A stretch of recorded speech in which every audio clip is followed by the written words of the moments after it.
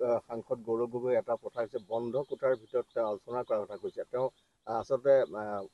সদিচ্ছাৰ দেখা পোৱা গৈছে কি ক'ব মিত্ৰতাৰ আলোচনা বাৰু বন্ধ কোঠাৰ ভিতৰতে হ'ব লাগে আৰু বন্ধ কোঠাৰ ভিতৰত আলোচনা হৈছেও বাৰু কিছু কিন্তু মিত্ৰতাৰ সদিচ্ছাহে আমি দেখা নাই মই আৰু তাতকে বেছি কথা ক'ব নোখোজো আপোনালোকৰ কাৰণে মই ভাবো যে বিলম্বিত মিত্ৰতাই বা মিত্ৰতা নকৰিলে বিজেপিক আমি সহায় কৰা হ'ব বন্ধ কোঠাৰ ভিতৰতে হওক বা একেবাৰে সাখৰ উদ্ধকৰ কোঠাতে হওক মানে য'ত আৰু হাৱাও সোমাব নোৱাৰিব তাতেই আলোচনাটো কৰোঁ বাৰু ঠিকে আছে বন্ধ কোঠাৰ ভিতৰতে হওক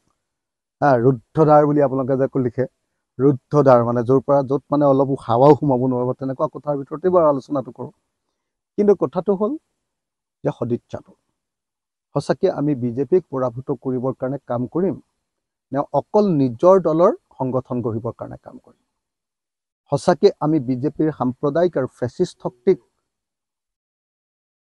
খেদি দিবৰ কাৰণে কাম কৰিম নে আচলতে আমি নিজে নিজে কোনোবাই মন্ত্ৰী বা কোনোবাই মুখ্যমন্ত্ৰী হ'বৰ কাৰণেহে প্লেন কৰিম যদি সঁচাকৈ দেশৰ প্ৰতি জনগণৰ প্ৰতি আৰু জাতিৰ প্ৰতি দায়বদ্ধতা আছে 2026 চনত বিজেপিক হৰুৱাবৰ কাৰণে আমি সোনকালে আলোচনাত মিলিত হৈ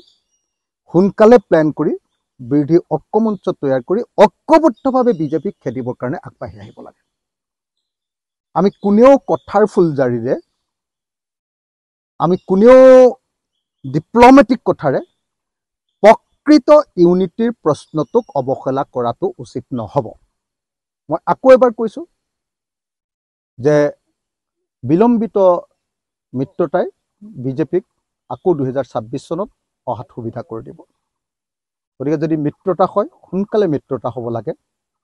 মই বাৰম্বাৰ এটা কথা কৈ আছোঁ যে কাইলৈ ৰাইজৰ দলে যদি আমাৰ দলৰ কেণ্ডিডেটবিলাকক আমি পুৰা টকা খৰচ কৰিবলৈ ইনভেষ্ট কৰিবৰ কাৰণে কাম 100% কৰিবৰ কাৰণে যিবিলাক কাম কৰিব লাগে আপোনালোকে জানে টেকনিকেল কামবিলাক সববিলাক কামৰ দায়িত্ব দি দিওঁ সমষ্টি সেই মানুহবিলাকক পিছত টিকেট দিব নিদিওঁ বুলি কৈ আমি মাত্ৰ কংগ্ৰেছৰ পৰা 2টা 3টা 5টা 10টা 20টা সিট লৈ আমি পিছত তেতিয়াহ'লে মিত্ৰতা কৰিব নোৱাৰিম কাৰণ মানুহবিলাককতো কাম কৰিবলৈ দি দিম সেইকাৰণে আমি বিচাৰিছিলোঁ যে জুন মাহৰ ভিতৰতে মিত্ৰতাটোৰ কথাটো এটা ফাইনেল সিদ্ধান্ত হোৱা নাই বিভিন্ন ধৰণৰ কথাৰ পাকত মানে বস্তুটো মিত্ৰতাটো মানে ঢাকি ৰখা হৈছে সোনকালে মিত্ৰতাটো কৰাটো দৰকাৰী আছিলে এইটো আমাৰ স্বাৰ্থত নহয় মই বাৰম্বাৰ কৈ আছোঁ যে ৰাইজৰ দলে কেইজনমান বিধায়ক পাবৰ কাৰণে নহয় ৰাইজৰ দলে